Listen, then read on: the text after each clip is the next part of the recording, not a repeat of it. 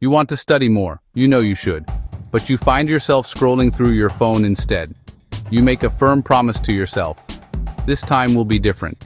You will finally sit down and concentrate. 5 minutes tick by, then an hour. The textbook remains unopened. This isn't a personal failure, it's a common human pattern. It's also a problem with a surprisingly simple solution. You don't need more motivation or a stronger will. You need a better system that works with your brain, not against it. Understanding that is the first step toward lasting change. Most people try a brute force approach. They believe trying harder will force hours of focus. That relies on willpower, a finite resource. When life gets busy, when you're tired, when you're stressed, willpower abandons you. Relying on it is like building a house on sand, unstable and bound to crumble. I remember the profound frustration of failing a major exam in college. It was a subject I was genuinely interested in, but I just could not make myself sit down and learn the material effectively. Convinced that the problem was a lack of time, I made all the classic mistakes. I started pulling all-nighters, fueling my exhausted brain with endless cups of bitter coffee. I would read and reread the same pages, only to find the information evaporating from my memory moments later. My effort was high, but my results were dismal. The more I forced it, the more my brain seemed to resist. I was stuck in a cycle of stress-exhaustion failure. One afternoon, while complaining to a friend about my struggles, she offered a piece of advice that seemed almost too simple to be effective. She did not suggest a new study technique. She did not suggest a fancy productivity app. Instead, she said, just make one tiny habit. Do it every single day, no matter what. The method that transformed my study habits can be broken down into a simple, memorable framework. Hook, habit, payoff, visual cue, show cycle. This three-part structure is the engine of human behavior. Understanding it is the key to building better routines. It is a loop your brain runs constantly, whether you're aware of it or not. By intentionally designing this loop, you can turn studying into an automatic behavior that needs minimal effort to start and sustain. It's engineering your motivation, not waiting for lightning. First, the hook, the cue that prompts behavior. For bad habits like checking your phone, the hook might be the buzz of a notification or a moment of boredom. To build a good habit, create an intentional hook. Set a clear, specific reason for your action. Ask, why am I doing this? Why now? Voice it. I am studying this chapter to pass my exam next month. That creates a powerful mental anchor. It gives the action purpose, makes it feel less arbitrary. A strong hook sparks the process. Next, the habit, the routine you perform. Most people try to make the habit too big and too soon. Start with something ridiculously small. Small, incremental wins lead to bigger, lasting routines. Focus on simple, repeatable steps daily. Not a 3-hour marathon, but a 25-minute session. Consistency trains your brain, forging neural pathways so behavior feels automatic and easier. Finally, the payoff, the reward that reinforces the habit. Your brain needs to learn the behavior is worth it. For bad habits, the payoff is immediate. The dopamine hit from a social media like. For good habits with delayed benefits, create an immediate artificial reward. It doesn't have to be grand. Stretching, listening to a favorite song, enjoying a piece of fruit. This small celebration signals to your brain the effort was worth it, making you more likely to repeat the behavior. Before you can build a habit, you need a compelling reason to start. This is your hook, your North Star. It is the why that will pull you forward on days when you feel unmotivated.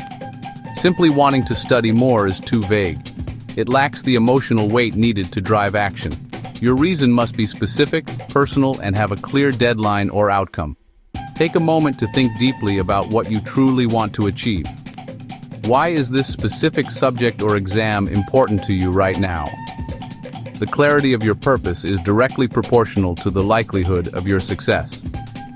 To make this tangible, you must articulate your reason in a single, powerful sentence.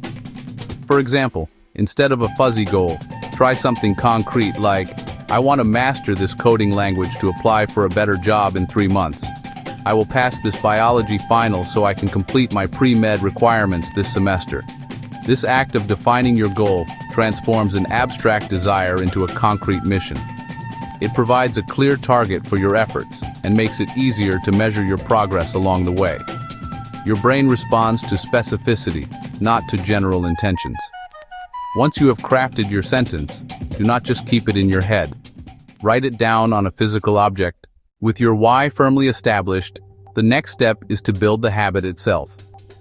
The most effective way to do this is to start incredibly small. The goal here is not to achieve mastery in a single day, but to build the unshakable routine of showing up.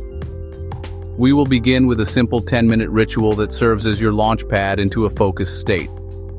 This initial period is designed to be so easy and non-intimidating that you have no reason to skip it. It is about lowering the barrier to entry until it is almost zero. First, pick a specific start time. Pick a specific location for your study session. For example, study every weekday at 6 p.m. at your kitchen table. This consistency trains your brain through association. Over time, your mind will link that time and place with focusing. The internal debate, should I study now or later, begins to disappear.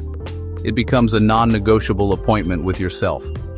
This removes decision fatigue and conserves willpower.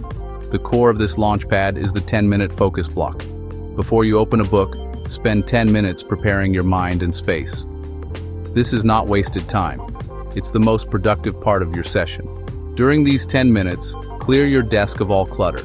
Pour yourself a glass of water, or pour a cup of tea. Turn off notifications on your phone. Turn off notifications on your computer. Spend 2 minutes reviewing your North Star. Review the small tasks you aim to complete. This ritual is a clear transition into deep work.